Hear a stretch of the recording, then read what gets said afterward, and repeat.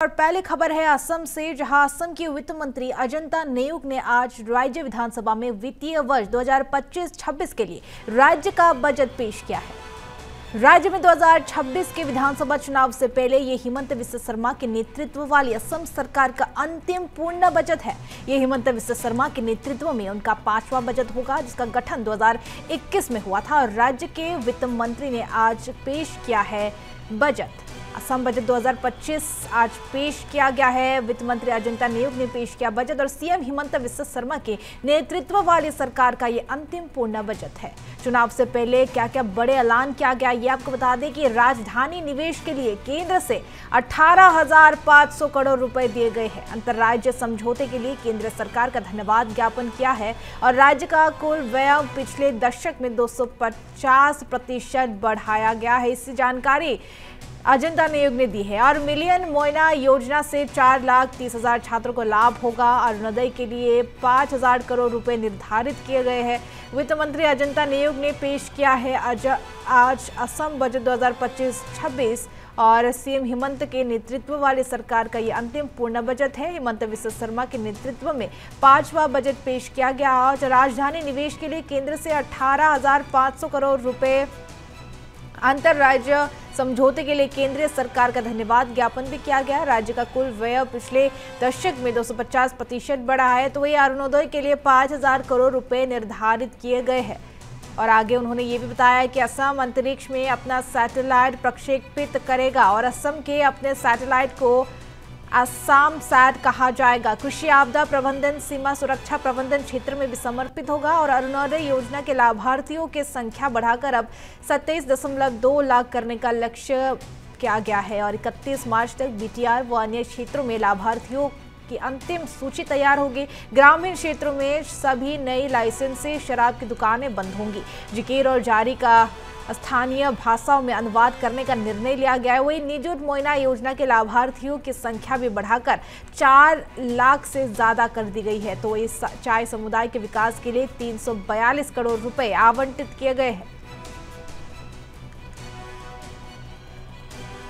3.0 মহোদয়, অৰুণোদয় আঁচনি এখন আঁচনিয়ে নহয়, মহিলা সবলীকৰণ আৰু অৰ্থনৈতিক অন্তৰ্ভুক্তিকৰণৰ দিশত ই এক গণ আন্দোলন, যি অৰ্থনৈতিকভাৱে পিছপৰা লাখ লাখ পৰিয়ালৰ বিত্তীয় সুৰক্ষা আৰু মৰ্যাদা সুনিশ্চিত কৰিছে। বিভিন্ন লাভালাভক একত্ৰিত কৰি এই আঁচনিৰ অধীনত মাহিলী 1,250 টকাকৈ আগবঢ়া নগদ ধনে অসংখ্য পৰিয়ালক স্বাস্থ্য, পৰিপুষ্টি আৰু অত্যাৱশ্যকীয় প্ৰয়োজনীয়তা পূৰণৰ ক্ষেত্ৰত নিজস্ব অধিকাৰৰ অনুসৰি ব্যয় কৰাৰ স্বাধীনতা প্ৰদান কৰিছে আৰু ইয়াৰ ফলত এই পৰিয়ালসমূহে অধিক সুৰক্ষিত অনুভৱ কৰাৰ লগতে নতুন আত্মবিশ্বাসেৰে উদ্বুদ্ধ হ'বলৈ সক্ষম হৈছে। তৃণমূল পৰ্যায়ৰ উপান্ত শ্ৰেণীৰ লোকসকলৰ অৰ্থনৈতিক উন্নয়নৰ বাবে বৰ্তমানৰ ভাৰতৰ বহু ৰাজ্যই এই অৰুণোদয় আঁচনিখনক আৰ্হি হিচাপে গ্ৰহণ কৰিছে। প্ৰকৃতাৰ্থত এই ক্ষেত্ৰত অসমে আন ৰাজ্যসমূহৰ বাবে বাটপতীয়াৰ ভূমিকা গ্ৰহণ কৰাৰ লগতে সমগ্ৰ দেশখনৰ বাবে এক উল্লেখনীয় দৃষ্টান্ত হিচাপে বিবেচিত হৈছে। মই আজি এই ঘোষণা কৰিবলৈ পাই অত্যন্ত সুখী হৈছোঁ যে বিধৱাসকলৰ পেঞ্চন যাতে অৰুণোদয় সমপৰ্যায় হয়, সেয়া নিশ্চিত কৰিবলৈ আমাৰ চৰকাৰে ৰাষ্ট্ৰীয় বিধৱা পেঞ্চন আঁচনি হিতাধিকাৰীলৈ টপ আপ পেঞ্চন আমি আগবঢ়াম। মহোদয়, আমি 2020 চনত অৰুণোদয় আৰম্ভ কৰি 18 লাখ মহিলাক সামৰি লৈছিলোঁ, যিটো 2023 চনৰ ডিচেম্বৰলৈ বৃদ্ধি হৈ 24 লাখ হয়গৈ। মই ঘোষণা কৰিব পাৰি ভাল পাইছোঁ যে 2025-26 বিত্তীয় বৰ্ষত অৰুণোদয় 3.0 অধীনত আমি হিতাধিকাৰী সংখ্যা 37.2 লাখলৈ আমি বৃদ্ধি কৰিম। 2025 বৰ্ষৰ 31 মাৰ্চৰ ভিতৰত বড়োলেণ্ড প্ৰাদেশিক অঞ্চলৰ বাহিৰে অন্যান্য অঞ্চলৰ বাবে আমি হিতাধিকাৰীৰ এখন চূড়ান্ত তালিকা প্ৰস্তুত কৰি পাৰিম বুলি আশা কৰিছোঁ আৰু তাৰ বাবে সঠিক সময়ত আমি হিতাধিকাৰী বাছনি প্ৰক্ৰিয়া আৰম্ভণি কৰিম। আৰু অধ্যক্ষ মহোদয়, মই এই আঁচনিখনৰ বাবে 5,000 কোটি টকা আছুতীয়াকৈ ৰখাৰ প্ৰস্তাৱ দাখিল কৰিছোঁ।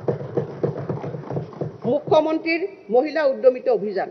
অধ্যক্ষ মহোদয়, অসমত আজিলৈকে গ্ৰহণ কৰা আত্মসংস্থাপনমূলক আঁচনিসমূহৰ ভিতৰত মুখ্যমন্ত্ৰীৰ মহিলা উদ্যমিতা অভিযান MMUA খনেই হৈছে সৰ্ববৃহৎ।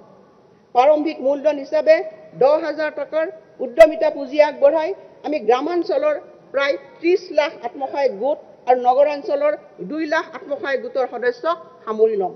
এই পুঁজিৰ সদ্ব্যৱহাৰ কৰিবলৈ সক্ষম হ'লে বেংকৰ জৰিয়তে 25,000 টকাৰ ঋণ আগবঢ়োৱা হ'ব। এই ঋণৰ বিপৰীতে ৰাজ সাহায্য আগবঢ়োৱাবলৈ মই আজি ঘোষণা কৰিলোঁ। 2025 বৰ্ষৰ 1 এপ্ৰিলত বিহালী বিধানসভা সমষ্টিৰ পৰা এই আঁচনিখন শুভাৰম্ভ কৰাৰ কথা মই অৱগত কৰিবলৈ পাই নথৈ আনন্দিত হৈছোঁ। মুখ্যমন্ত্ৰীৰ মহিলা উদ্যমিতা আঁচনিৰ বাবে আমাৰ চৰকাৰে 3,038 কোটি টকা ব্যয় কৰিব। মুখ্যমন্ত্ৰীৰ নিযুত মইনা মহাশয়, মুখ্যমন্ত্ৰীৰ নিযুত মইনা আঁচনিয়ে শিক্ষা সমাপ্ত নকৰাকে বিদ্যালয় ত্যাগ কৰা ছাত্ৰীৰ হাৰ হ্ৰাস তথা বাল্য বিবাহৰ দৰে কুসংস্কাৰ ৰোধ কৰি স্ত্ৰী শিক্ষাৰ প্ৰসাৰৰ ক্ষেত্ৰত যথেষ্ট ইতিবাচক প্ৰভাৱ পেলাবলৈ সক্ষম হৈছে। এই আঁচনিখন লিংগ সমতা আৰু ব্যাপক উন্নয়নৰ প্ৰতি থকা আমাৰ দায়বদ্ধতাৰ প্ৰতীক।